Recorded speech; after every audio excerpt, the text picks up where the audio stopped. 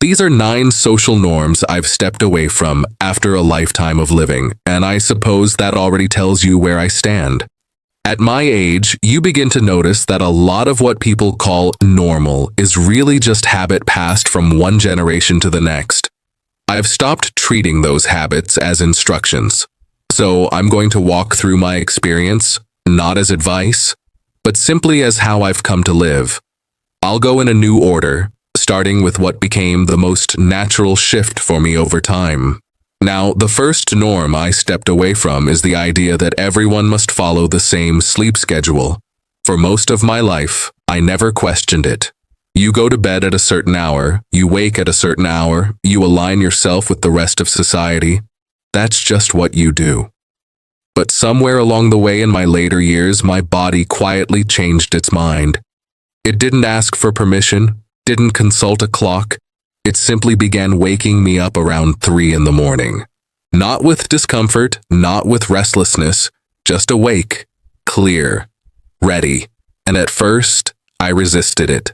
I thought something must be off.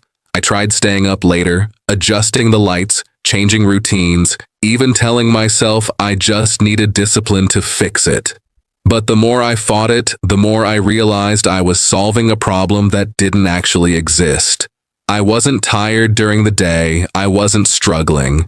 In fact, those early hours, when the world is still quiet, when there's no noise, no interruptions, those became some of the most peaceful and productive hours I've known. I'd sit with my thoughts, read, write, reflect, things that require a certain stillness you don't get later in the day. I've traveled across time zones, tried to reset myself in different countries, different routines, and still, I return to that same rhythm. So I made a simple decision. Instead of forcing myself to match the world's clock, I let my body keep its own. I wake early, I rest early, and I no longer measure that against what others consider normal. Now, moving on to the second norm I've left behind, expectations around clothing and appearance. This one took a bit longer to unravel because we're taught from a young age that how we present ourselves says something about who we are. And to a degree, that's true. But what I've come to understand is that consistency says just as much as variety, sometimes more. Over time, I noticed I kept reaching for the same pieces, not because I lacked options, but because those pieces simply worked. They fit properly, they felt comfortable, and they didn't require much thought. There's a quiet efficiency in that. You wake up, you put something on, and you move on with your day without negotiating with your wardrobe. So I leaned into it. I stopped rotating endlessly through clothes just for the sake of change. If something serves its purpose well, I see no reason to replace it with something less practical just to appear different. Most days, I wear variations of the same things, soft fabrics, familiar fits, clothes that have already proven themselves. I still keep a few items for occasions that call for them, but truthfully, they spend most of their time hanging untouched, and I'm quite all right with that. At this stage, I value ease over impression, comfort over display. It's not that I've stopped caring, it's that I've become more precise about what actually matters. Now the third norm, and this one tends to draw stronger reactions, the assumption that living alone is something temporary or worse, something unfortunate. I live alone by choice. That's not a fallback, not a situation I ended up in. It's something I arrived at deliberately. I've spent many years sharing space with others, and there's value in that, no doubt. But there's also something to be said for having full ownership of your environment. The pace, the noise, the order, the quiet, all of it. I don't have to negotiate how I spend my time or how I arrange my day. That kind of independence becomes incredibly meaningful as you get older. And I want to be clear, I'm not isolated. I have people in my life I care deeply about. I spend time with them. I connect. I share experiences. But the foundation of my daily life is solitude, and it supports me in a way that constant companionship never quite did. Even when it comes to the idea of relationships, I no longer see shared living as a requirement. Two people can care for each other deeply without merging every aspect of their lives. For me, having my own space isn't a sign of distance. It's what allows me to show up more fully when I do choose to connect. Now, the fourth norm I've stepped away from is the idea that a home must be prepared differently for guests. There was a time when I believed a proper home had to include certain things kept aside, special towels, unused linens, rooms that stayed untouched until someone came over. It was all about presentation, about readiness. But over time, I began to question that. Why maintain parts of your home that you don't actually live in? Why keep things unused, waiting for someone else to justify their purpose? So I stopped doing it. Everything in my home is part of my daily life. The towels I use are the same ones anyone else would use. The spaces I live in are the spaces guests experience.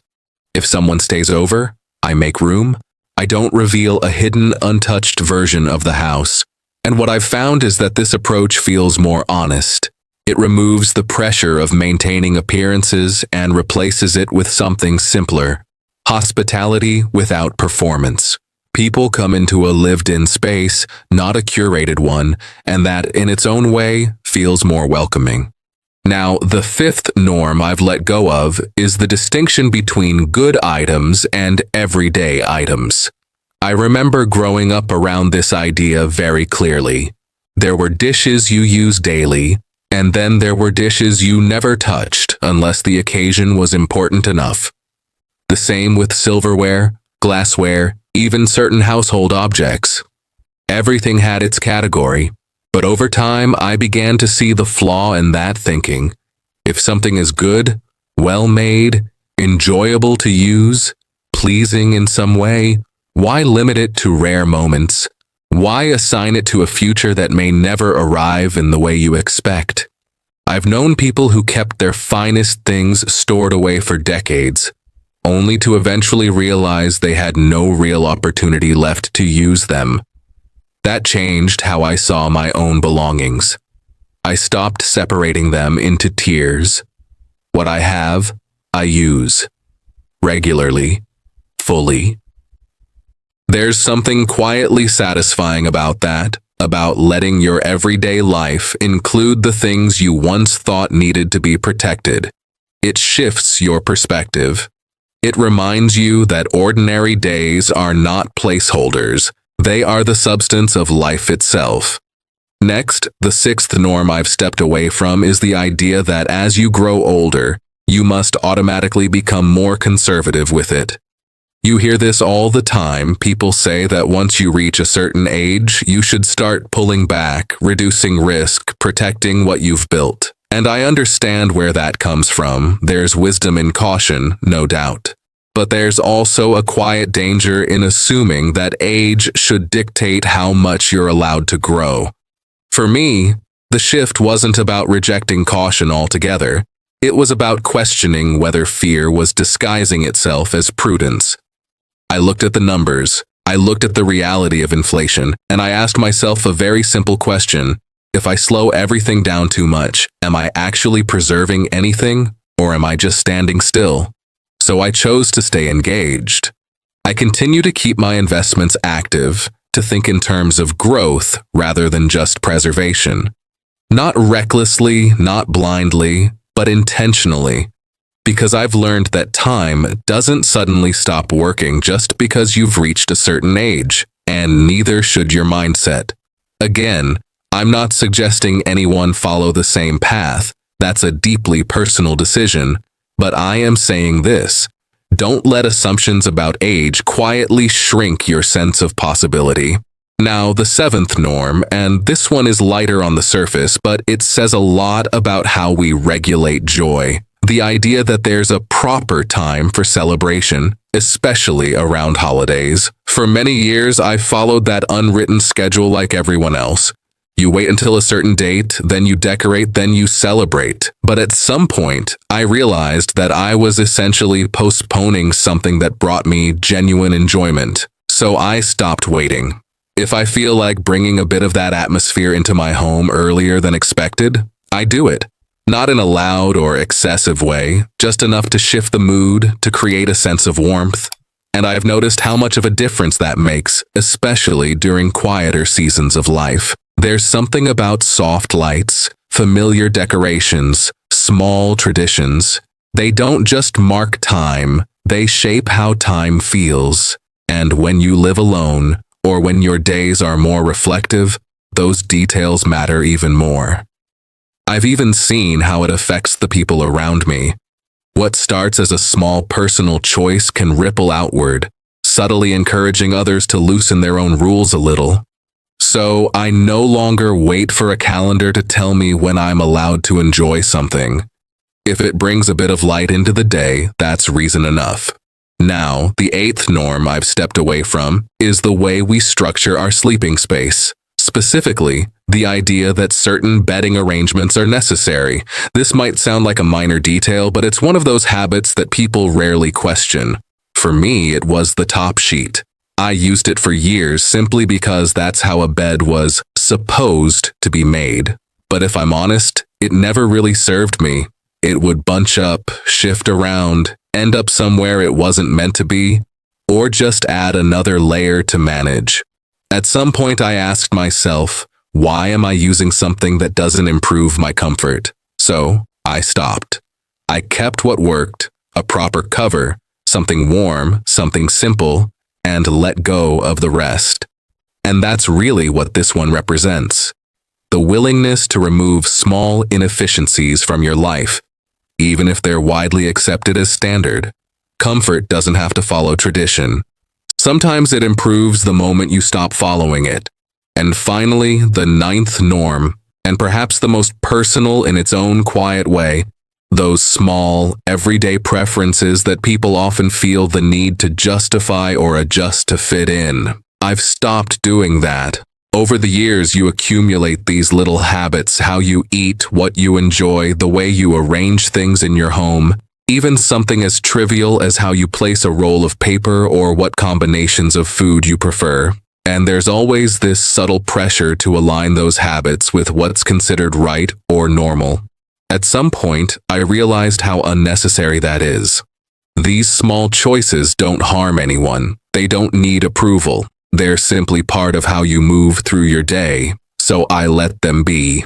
I don't correct them, I don't explain them, and I certainly don't change them just to match someone else's expectations. It's a quiet kind of freedom, really, being able to live your daily life without constantly editing the small details. And when I look back at all 9 of these shifts, none of them were dramatic. None of them came with a clear turning point or a big declaration. They happened gradually, almost quietly, as I paid attention to what felt unnecessary and what felt natural. That's really been the pattern, less about rejecting the world and more about refining my place in it. You start to notice that a lot of what you've been following isn't essential, it's just familiar. And once you see that clearly, you begin to choose more carefully. I think that's what age gives you, if you let it, not just years, but perspective. The ability to separate what truly supports your life from what simply fills it. And when you do that, things become lighter, simpler, more your own.